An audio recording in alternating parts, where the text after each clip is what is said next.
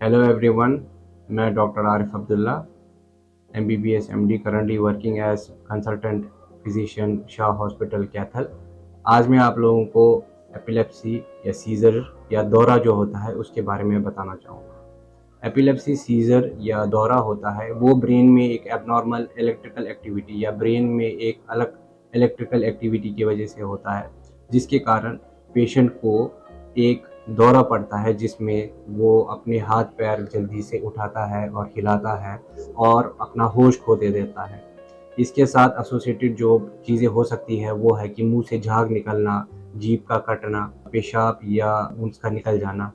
तो अगर कभी भी किसी पेशेंट को ऐसे सिम्टम्स दिखेंगे तो आपको जल्दी से जल्दी उस पेशेंट को साइड पे लटा देना है, ताकि जो उसके मुंह से झाग निकल रही है या उसका जो थूक जो है वो उसके गले में ना जाए या उसका सांस ना बंद हो। अगर ऐसा कोई सिम्टम आपको किसी अपने में देखने को मिले तो सबसे पहले उस पेशेंट को आपको साइड पे लेटा देना है और उनके हाथ पैर को संभाल के रखना है ताकि कोई चोट ना लगे। और साइड में लेटाने का ये रीज़न है कि उस बंदे के मुंह में जो झाग बनता है या जो थूक जमा होता है ताकि वो उसके गले में ना चला जाए और उसकी सांस ना रुक जाए। अगर हम देखेंगे कि जो एपिलेप्सी है, जो सीज़र है या दौरा जो पड़ना होता है, उसके क्या क्या रीज़न रहते हैं।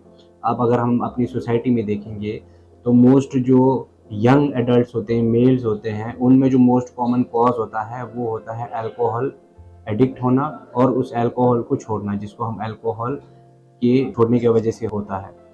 उसके बाद जो हम दूसरा कॉज देखते हैं वो देखते हैं पोस्ट ट्रॉमा। अगर किसी को ट्रॉमा हो गया हो, किसी को चोट लग गई हो, किसी का एक्सीडेंट हो गया हो और उनके ब्रेन में ब्लीडिंग हो गई हो, तो उस टाइम पे उस पेशेंट को दौरे पड़ सकते हैं। इसके अलावा अगर किसी को हाई ग्रेड फीवर हो, तेज़ बुखार हो, उसके बाद उस पेशेंट को ब्रेन में इन्फेक्शन होने के चांसेस होते हैं, जिसकी वजह से उसको दौरे पड़ सकते हैं। और जैसे कि बच्चों में बुखार के दौरान दौरे पड़ना बहुत कॉमन होता है। इसके अलावा अगर कोई ड्रग एडिक्ट होगा, जो कोई आईवी ड्रग्स लेता होगा जैसे कि कोकेन वगैरह लेता होगा, उनमें भी दौरे पड़ना बहुत कॉमन होता है।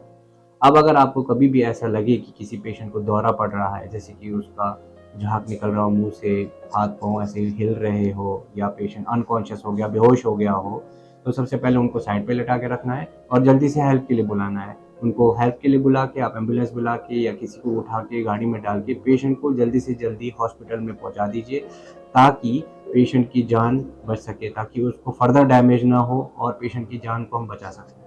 Thank you.